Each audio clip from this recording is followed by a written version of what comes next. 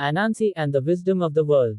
Anansi's quest. In a lush and vibrant village nestled within the dense forests of West Africa, there lived a cunning and curious spider named Anansi. Known for his cleverness and trickery, Anansi was always seeking ways to outsmart others and gain an advantage. One day, he decided that the most valuable thing in the world was wisdom. He believed that if he could gather all the wisdom in the world, he would be the most powerful and respected creature of all. Imagine, Anansi thought to himself, if I alone possessed all the wisdom, everyone would look up to me, and I would be revered above all creatures. With this grand ambition, Anansi set out on a quest to collect every bit of wisdom he could find. He traveled far and wide, across rivers and mountains, through deserts and jungles. He met with the wisest of elders, the most knowledgeable of shamans, and the most insightful of storytellers. Each time he learned something new, he stored the wisdom in a large clay pot he carried with him. Anansi's journey was long and arduous. He visited ancient libraries where scrolls of knowledge were kept, and he conversed with the spirits of the ancestors who whispered secrets of the universe. He learned about the stars and their patterns, the herbs that could heal any ailment, the stories that held the lessons of life, and the songs that could soothe the soul. The pot of wisdom. After many years of traveling and gathering wisdom, Anansi believed his pot was finally full. The pot was heavy and brimming with knowledge, and Anansi was filled with pride. He decided that he needed to hide the pot where no one else could find it. Anansi looked around and chose the tallest tree in the forest. It was an ancient baobab tree, its trunk wide and sturdy, its branches reaching high into the sky. If I can hide the pot at the very top of this tree, Anansi thought, no one will ever be able to steal my wisdom. Anansi tied the pot to his front, with ropes securely wrapped around his body. He began to climb the tree, but each step was a struggle. The pot was heavy and cumbersome, and the ropes kept slipping.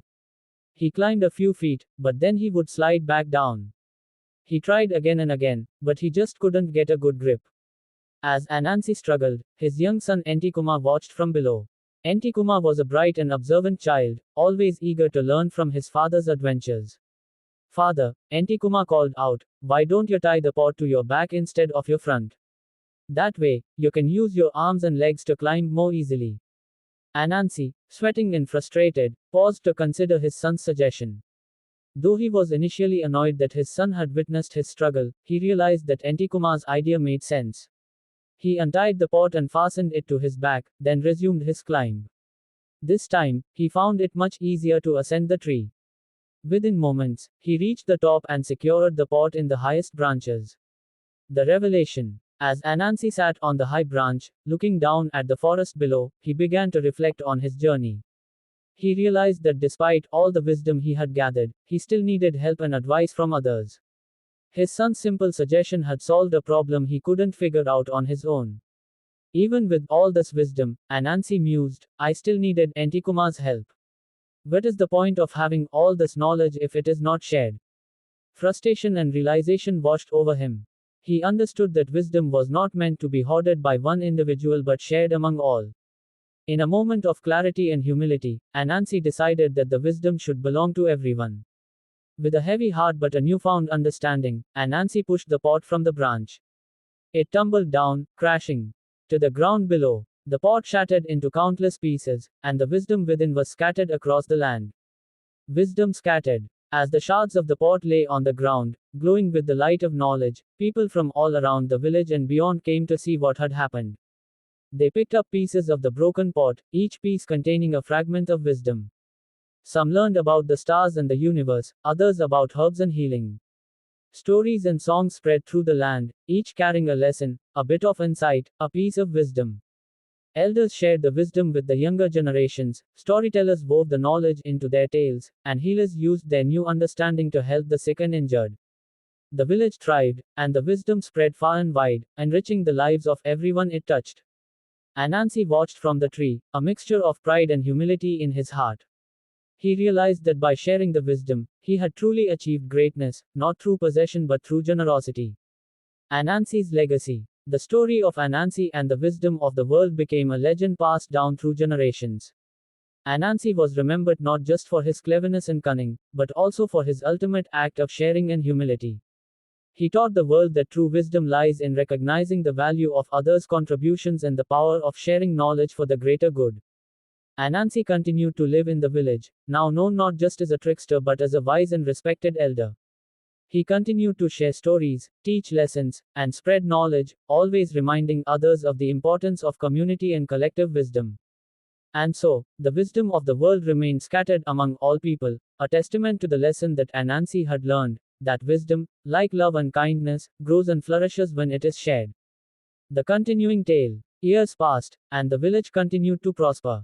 The story of Anansi's wisdom was told at every gathering, every festival, and around every hearth. Children grew up hearing the tale, learning the importance of humility, sharing, and the collective nature of wisdom. Entikuma, now a grown man, often reflected on the lesson his father had taught him. He became a great storyteller, weaving new tales that incorporated the wisdom of the world. He traveled to distant lands, sharing the story of Anansi and spreading knowledge wherever he went. One day, Entikuma found himself in a village far from home, where he met a young girl named Akua. Akua was bright and curious, much like Entikuma had been as a child. She loved stories and always asked questions, seeking to learn more about the world. Entikuma saw the same spark in Akua's eyes that had once driven him and his father. He decided to tell her the story of Anansi and the wisdom of the world. As he spoke, Akua listened intently, her eyes wide with wonder. When Entikuma finished, Akua said, "I want to gather wisdom too, but I will share it with everyone, just like Anansi did." Entikuma smiled, seeing the continuation of his father's legacy in Akua's determination. He knew that the wisdom of the world would keep growing, passed down through generations, always expanding, always shared. And so, the tale of Anansi and the wisdom of the world lived on, a timeless story that reminded everyone of the power of knowledge, the importance of humility, and the beauty of a community united by shared wisdom.